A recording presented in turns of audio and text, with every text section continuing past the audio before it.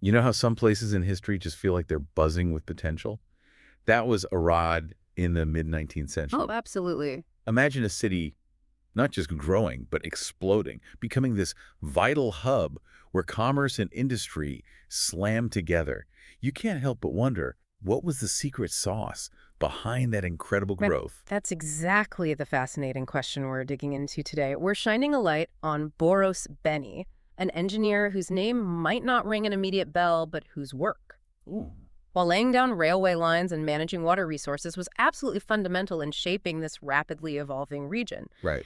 In his day, he was a celebrated expert, the kind of person ministers sought out for advice, yet he's largely been lost to the history books. It feels like a real oversight, doesn't it? This isn't just some quaint local tale. No, not at all. This is about unearthing a forgotten but crucial piece of Central European history, getting a sense of the sheer ambition and the very real hurdles involved in building the infrastructure that powered a whole new era. Think about it, creating the very arteries of a modern economy in a world still very much rooted, in the past. Precisely.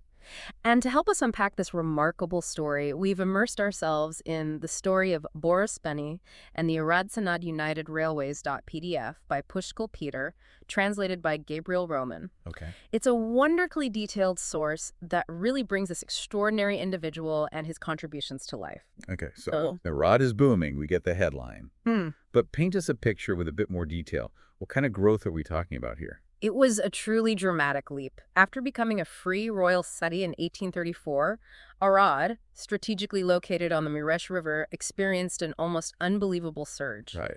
Within just 25 years, it transformed from a regional center into a major commercial and industrial powerhouse. This wasn't some isolated phenomenon. It was driven by the energy and vision of some key players. Give us a few of those names who were the driving forces. Well, the source highlights some fascinating individuals. There was Reitzer Janos, who established what became the largest wagon factory in the whole of Central Europe, Ayel Lorenz, who supplied furniture to the imperial courts in Vienna and Buda, the Neumann brothers, famous for their spirits, and even an early aviation pioneer, Nemethi Emil. Really? Aviation, too. Yep. And in terms of architecture, you had titans like Sante Lajos and Milan Tabakovic who really defined the modern look of Arad. It was a real hotbed of innovation and entrepreneurial spirit. So a really fertile ground for ambition. And into the steps, Boros Béni. What was it about him that allowed him to not just participate in this growth, but actually, shape it? What's so compelling is that even within this impressive group of achievers, Boris Béni was recognized as a leading technical mind, not just within the region or Hungary, but across Central Europe. That's saying something. Definitely. Government ministers specifically sought out his expertise when it came to railway and water management. He wasn't just theorizing, he was directly involved in major projects like building dams, regulating rivers, Hands-on stuff. and constructing a significant amount of railway lines across Kriana and Transylvania in the latter half of the 19th century. This wasn't just about building lines, it was about strategically thinking about how infrastructure could unlock economic potential. A key lesson for any developing region, even today. Exactly. So he wasn't just involved in local projects. This sounds like work with real regional impact. Absolutely. And his approach was incredibly forward-thinking. He was a lifelong learner, constantly expanding his already impressive knowledge base. His ambitions stretched beyond just the immediate locality to encompass regional and even national development. He also had a real knack for securing funding and putting together effective teams. So a real manager type, too. The source even describes him as a genuine manager in a bourgeois society on the rise, which perfectly captures his proactive and results-oriented nature. But the source also touches on the fact that he had to contend with remnants of feudal thinking. What exactly did that entail in this context? It suggests that while Arad was embracing a more modern, commercially driven society, older, more hierarchical ways of thinking and potentially less efficient practices still existed. Obstacles. Right, and they could have presented obstacles to his ambitious projects.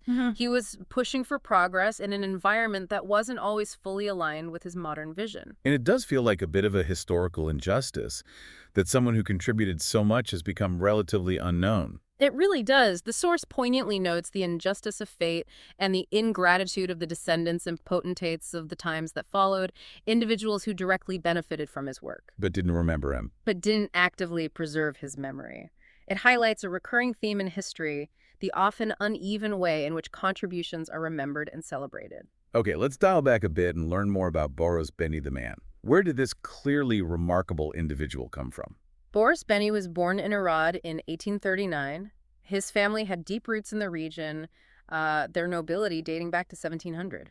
Wow, long history. Yes. Interestingly, his father was a teacher in Arad and raised both Béni and his brother in a strict household. It seems a strong foundation of discipline and a value for education were instilled from an early age. And was he a standout student? By all accounts, he was. He excelled in his primary and secondary schooling in Arad. Even his younger brother, Vida, went on to become a well-regarded writer and teacher in his own right. Talented family. Seems so.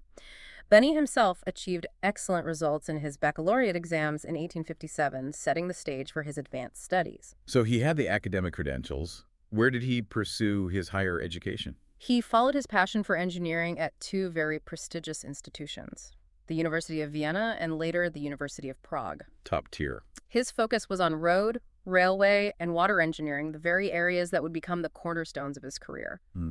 And he wasn't just focused on technical skills, he also developed a remarkable aptitude for languages, became fluent in German, French, and English, and later added Romanian to his linguistic toolkit. Seriously impressive. That multilingualism must have helped. Undoubtedly, it broadened his perspective and his ability to collaborate across different cultural contexts. What were his initial steps in the professional world? Did he jump straight into railways? Not quite. His first professional role involved surveying land for the Psica Treasury. However, his talent was quickly recognized, and he soon rose to become the chief engineer of Kristinegrad County. Oh, right. In this role, he oversaw significant projects involving embankment and consolidation works along the flood-prone Tisa River. Ah, the water management angle again. Exactly. This early hands-on experience in water management would prove to be incredibly valuable in his later railway endeavors, as transportation networks often intersect with and depend on effective water management. Makes sense. And how did he make the transition into the rapidly expanding world of railways? Well, the mid-19th century in Central Europe was really defined by the explosive growth of railway networks, driven by the massive increase in the movement of goods. Right, the Industrial Revolution kicking into high gear. Precisely. Boris Béni's engineering expertise was a natural fit for this burgeoning sector. He was transferred to railway projects and took on the significant responsibility of coordinating the preliminary work for a major railway line. A big one. Oh, yeah. Intended to connect Oradea, Gyula, Szeged, Subotica, Baja, and Fiume. That's Rijeka now. That's a huge project. It really showcased his comprehensive understanding of infrastructure development and his wide-ranging interests, as it also led to his involvement in designing irrigation canals in the northern Krihana region. So connecting the dots between water and transport again. He was clearly adept at applying his knowledge across these interconnected fields. It sounds like a pretty steady ascent. But the outline mentions that he encountered some significant setbacks. Yeah. What happened there? Ah, yes. Here's where the story takes a really interesting turn, and we see the very human side of his journey. In the 1860s, he made a bold move. Tried to build a section of the Transylvanian Railway as a contractor in the Ilia area. As a contractor. So taking on the financial risk himself. Exactly. Unfortunately, this ambitious venture was hit by a series of severe challenges, unexpectedly harsh weather, project delays, and tragically, an epidemic that swept through his workforce. Oh, no. That sounds like a truly devastating combination of events. What kind of impact did it have on him? It took a significant toll, both financially and on his professional standing.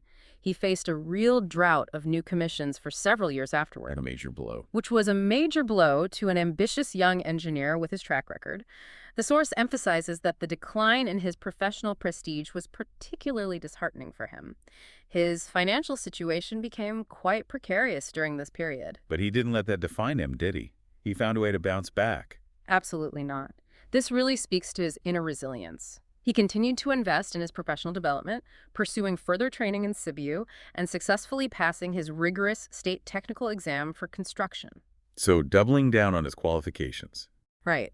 This qualification essentially opened up new avenues for him, leading him to Oraidi, where he began to rebuild his career, initially receiving a partial commission for a section of a mountain road.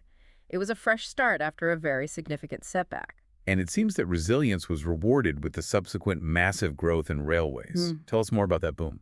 Following the Austro-Hungarian Compromise of 1867, think of this as a major political realignment that freed up resources and spurred modernization within Hungary. Okay, a key historical moment. The country experienced an incredibly rapid expansion of its railway network. In just 6 short years, from 1867 to 1873, the total length of railway lines tripled from around 2,000 kilometers to 6,000 kilometers. Tripled in 6 years. That's astonishing. It was the most rapid railway development in Central Europe at the time, really acting as an engine for significant economic growth. What were the key industries that this railway boom fueled? It powerfully stimulated the growth of essential industries like coal and iron mining, metallurgy, and it significantly improved the transportation and circulation of agricultural goods across the country. Reshaping the economy. Fundamentally. It's also worth noting that even the famous Orient Express began operating through Hungary in 1883, underscoring the country's increasingly central role in European transportation networks. So with all this activity and opportunity, how did Boros Béni manage to regain his prominent position? He'd had that setback. His deep expertise became highly sought after once again. He was actually sent to the Universal Exhibition in Paris by the Ministry of Public Works and Transport to study the latest advancements. Sent as an expert. Exactly. Upon his return, he received the crucial authorization for the construction of the strategically important Oradea-Cluj-Targu-Moray railway line. A big win. Following that significant achievement, he was appointed as the chief engineer for the successful Arad-Cenad railway construction project. These successes marked his full return to prominence and undoubtedly restored his professional confidence. It sounds like he was firmly back on top. But then the story shifts to this concept of vicinal railways. What exactly were those?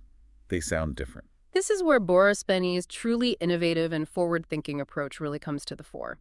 He recognized that the Arad-Cenad region possessed even greater potential for economic development if it had better internal connections. Connecting the smaller places. Precisely. He envisioned vicinal railways, essentially simpler, more affordable, local railways, designed to create efficient flows of people and goods between the smaller communities in the Criai Valley. As opposed to the big main lines. Exactly. This is in contrast to the more expensive standard railway proposals that had been under consideration, which were often designed for longer distance travel and heavier freight. So it's a story about finding the right scale of infrastructure for the specific needs of a community. Tailored solutions. Rather than just grand, expensive projects. So a more localized, community-focused approach to rail transport. Precisely. In 1874, he published a detailed study outlining his Arad-Cenad Valley Railway project. It was met with considerable enthusiasm and appreciation from railway specialists who recognized the ingenuity of his approach. They saw the potential. They did. He proposed remarkably low construction costs, which were unprecedented for railway projects at the time. This study really laid out a practical and economically sound blueprint. But it wasn't an instant success, was it? The outline mentions hurdles. No, unfortunately not immediately. The economic crisis and stagnation of the 1870s put a damper on many large-scale investment projects. Bad timing. The state treasury had been significantly depleted by the earlier rapid railway expansions. Additionally, at that time, there wasn't a clear legal framework in place for the construction and operation of these smaller vicinal railways. The law hadn't caught up with the idea yet. Boros Béni was truly ahead of the curve. The necessary legislation was only enacted by Parliament in 1880 and later supplemented in 1888. So he was really the first in Hungary to champion this concept of local railways. The source explicitly states that he was the first specialist in the country who thought of building vicinal railways. Despite these initial obstacles, his conviction in the project remained strong. He believed in it. And in 1875, he finally secured the crucial building permit, based on his rigorous and persuasive economic calculations. But even with the permit, it wasn't smooth sailing, was it? Yeah. I understand there was some resistance from local landowners. Yes, the larger landowners in the region were initially somewhat hesitant or perhaps didn't fully grasp the potential benefits. Skepticism. Even the prefect of Arad, Atzel Peter, while generally supportive of the idea of railway development in the Kri Valley, actually proposed a different route. A competing idea. Yeah, that would have seen the main Transylvanian railway line diverted through the area, a proposal that was ultimately rejected. So Boros Béni had to navigate various forms of skepticism and competing interests. So what were the key innovations that allowed his vicinal railway concept to be so cost-effective and ultimately successful? How did he make it cheaper? he proposed several key differences compared to standard railways. Instead of using expensive gravel for the embankments, he suggested utilizing locally available sand. Serendipity. Yes, which significantly reduced construction costs, although it meant operating at slower speeds. For signaling, instead of costly mechanical barriers, he proposed using simpler signposts. Cutting corners, but smartly. Right. Furthermore, the railway lines would primarily operate during daylight hours. The overarching goal was to drastically lower both the initial construction expenses and the ongoing operating costs. While still providing the service. Exactly. While still providing essential transport links for both freight and the local population, improving their access to larger towns and markets, it was about creating a practical and affordable solution perfectly tailored to the specific needs of the region. That makes a lot of sense, a more appropriate technology for the local context. So how did this vision finally move from a plan on paper to actual tracks on the ground? The Arad-Krish Valley Railway Company was officially established in December 1875.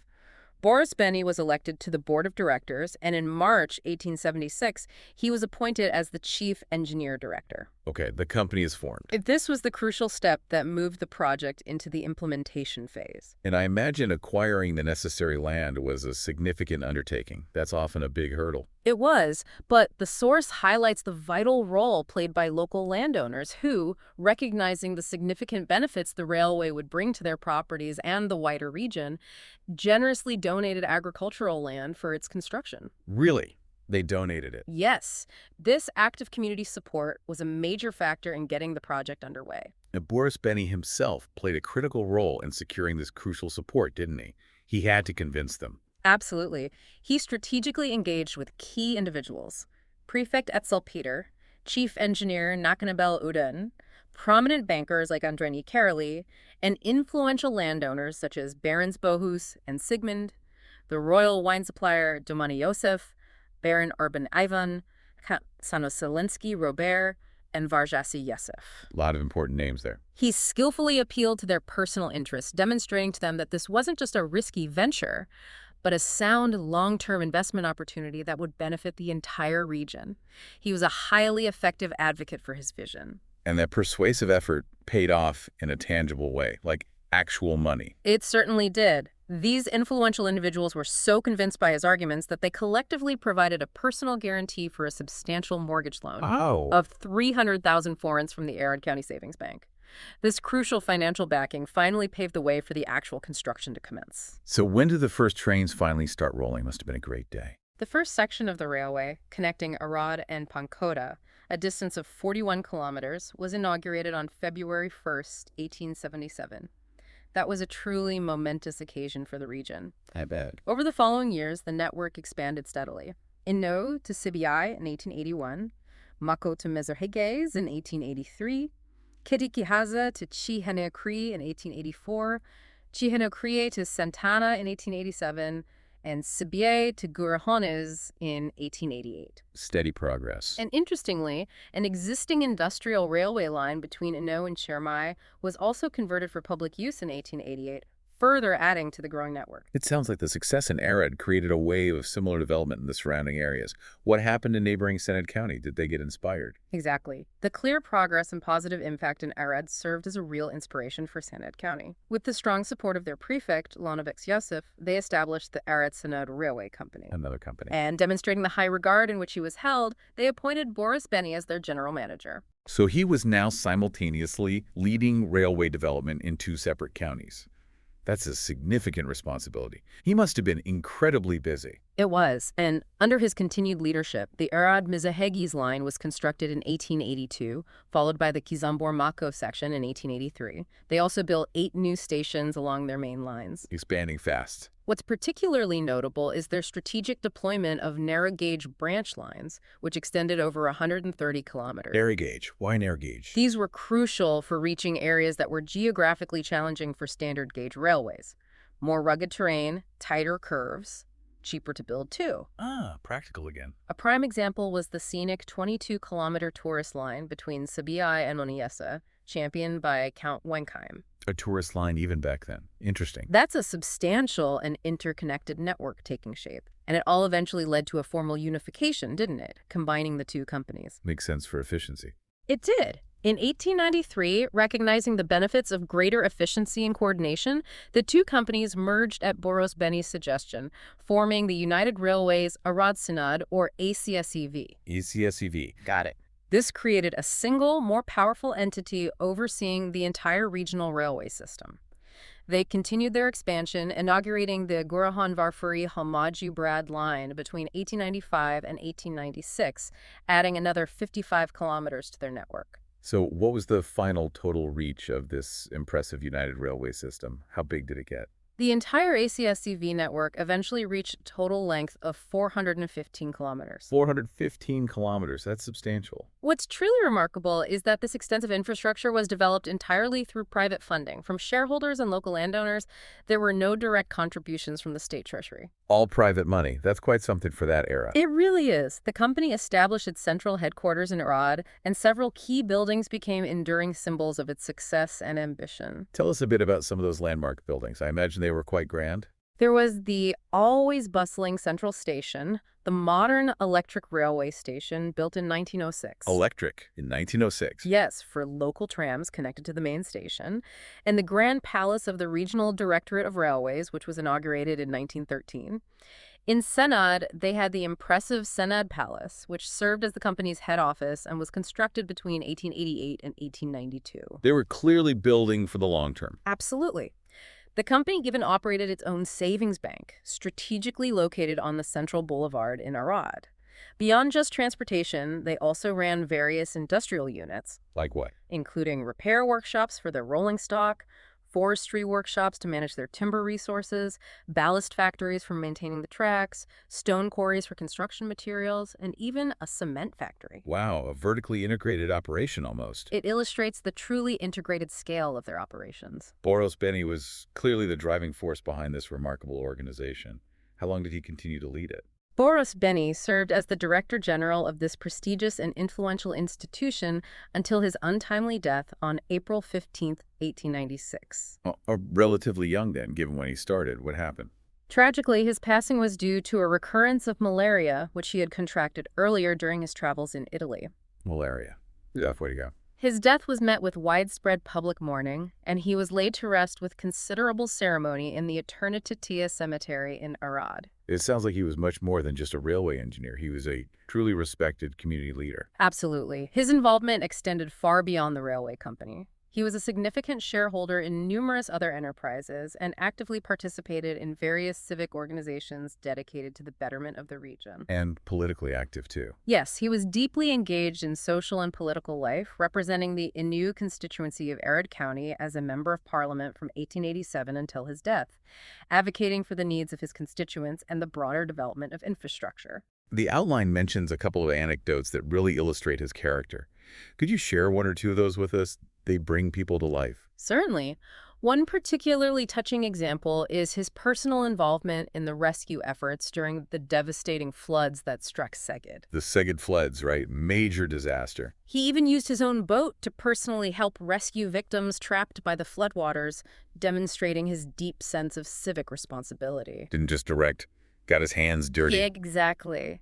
Another powerful moment was when, despite suffering from poor health in his final years, he made the arduous journey to Budapest to deliver a passionate and highly influential speech in Parliament. Still pushing for his vision. Advocating for the continued expansion and support of vicinal railways across Hungary. His well-reasoned arguments had a significant and lasting impact on the subsequent development of these local railway networks nationwide. Those stories really bring his dedication and personal commitment to life. What were some of the technological innovations introduced by the ACSEV under his leadership, or shortly after?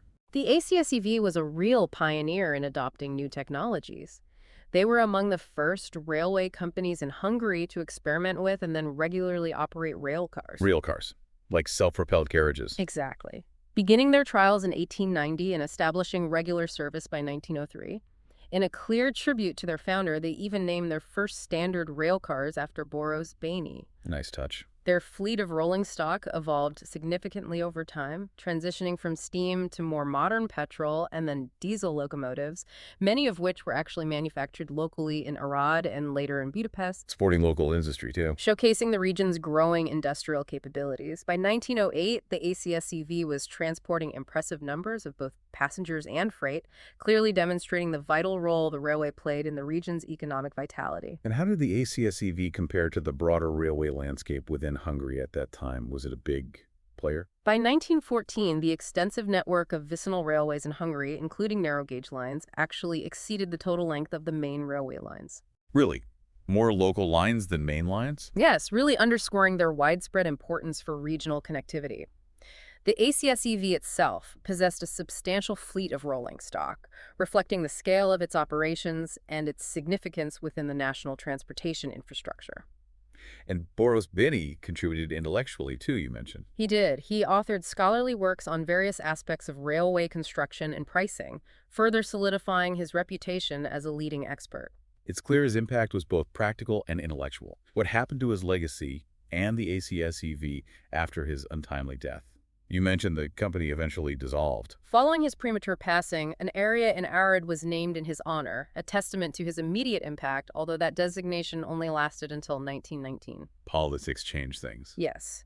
He was succeeded by other capable individuals who managed to keep the company operational. However, the major turning point came after the dramatic geopolitical shifts following World War I. Ah, the Trianon Treaty and border changes. Exactly, which resulted in the redrawing of borders and the splitting of the ACSEV's railway lines between Romania and Hungary. That must have created immense logistical and operational challenges, cutting a network in two. It certainly did. Approximately 250 kilometers of the ACSEV network ended up on Romanian territory and were subsequently taken over by the Romanian State Railways, the CFR. And what did CFR do with them?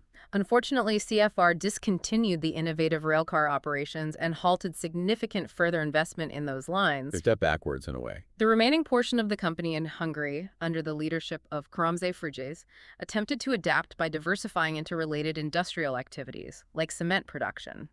Eventually, in 1927, after 52 years of significant contributions, the Arad-Cenad United Railways was formally dissolved. So a once thriving and pioneering entity essentially just faded away due to these external factors, politics and borders. The handover of the company's assets to the new state railway administrations in both countries was managed in a relatively orderly fashion, and some limited cross-border rail traffic was eventually restored. But the company itself was gone. Yes.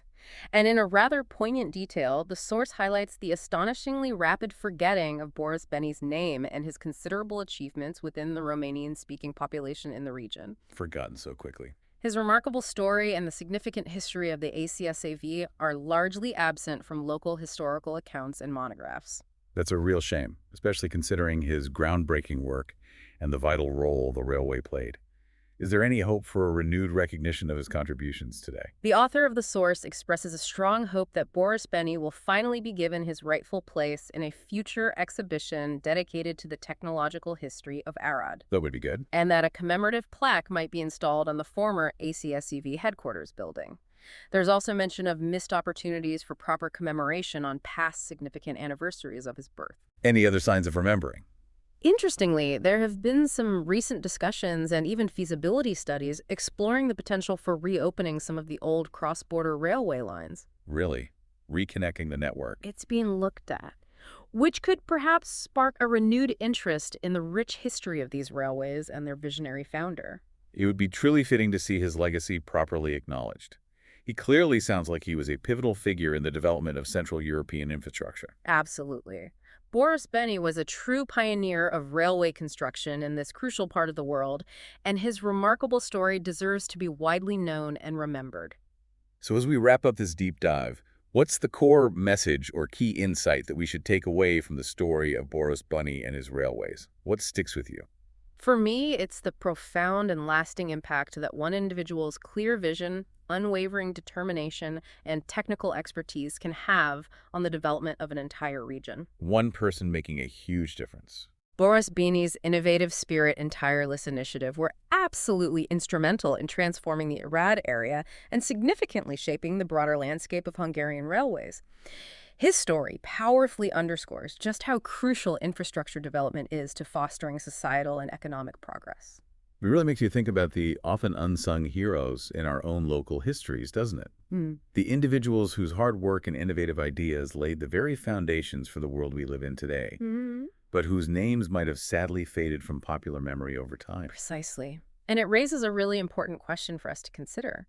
What other seemingly forgotten innovations and advancements from our past might still hold valuable lessons or even untapped potential for addressing the challenges and opportunities of our present and our future? Mm. Perhaps taking the time to revisit and understand these overlooked historical achievements can spark new ideas and offer us fresh perspectives on the paths forward.